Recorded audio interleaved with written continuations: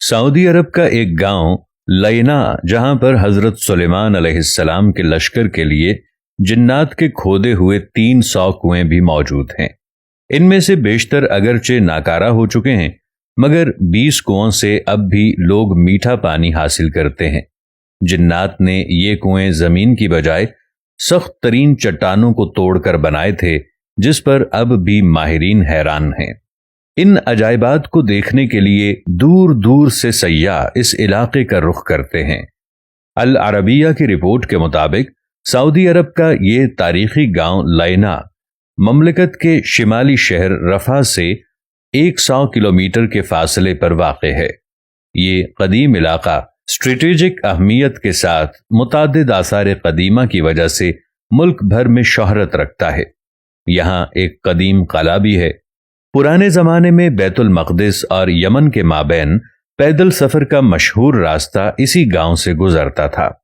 عدن سے عراق جانے والی مکہ زبیدہ کی بنائی ہوئی مشہور سڑک درب زبیدہ بھی یہاں سے ہو کر جاتی تھی۔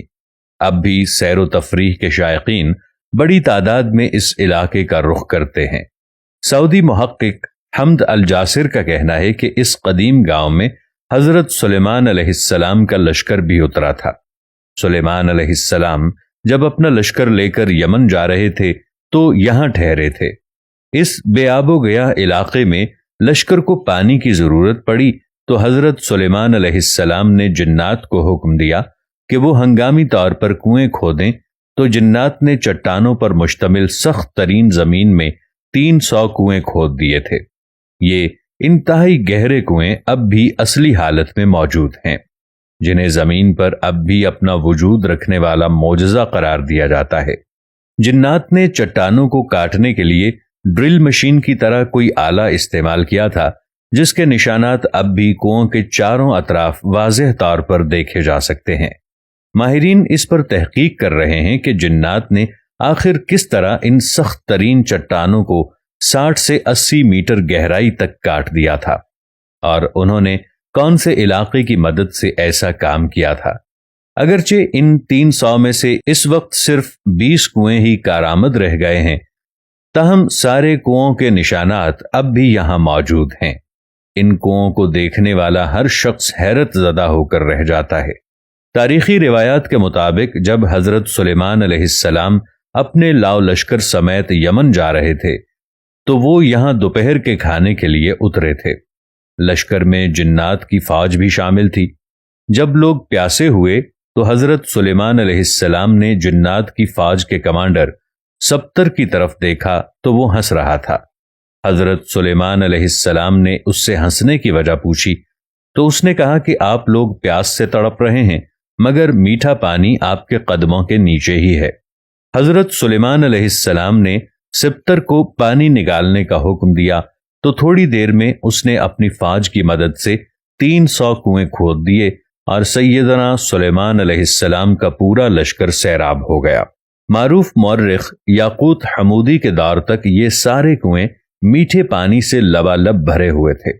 یاقوت حمودی نے اپنی کتاب معجم البلدان میں لکھا ہے کہ لینا عراق کے شہر واسطہ سے مکہ مکرمہ جاتے ہوئے 7ویں منزل پر آتا ہے۔ یہ علاقہ اپنے میٹھے پانی کے کنووں کی وجہ سے شہرت رکھتا ہے۔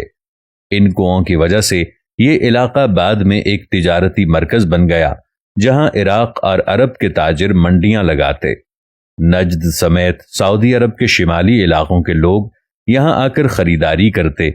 تاجر اپنا سامان تجارت یہیں اگلے سیزن تک محفوظ کیے پہاڑوں پر بنے بڑے بڑے گوداموں میں رکھتے، جنہیں سیابیت کہا جاتا تھا۔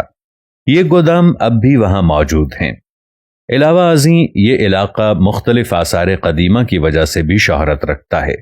سعودی حکومت نے یہاں ایک شاہی قلعہ بھی تعمیر کرایا۔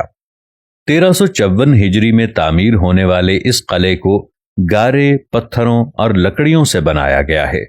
واضح رہے کہ حضرت سلیمان علیہ السلام کو حق تعالی نے جنات پر بھی حکومت دی تھی۔ جنات نے ان کے حکم سے بیت المقدس کی تعمیر میں حصہ لیا تھا۔ وہ دور دراز سے پتھر اور سمندر سے موتی نکال کر لاتے۔ ان کی تعمیر کردہ عمارتیں اب بھی موجود ہیں۔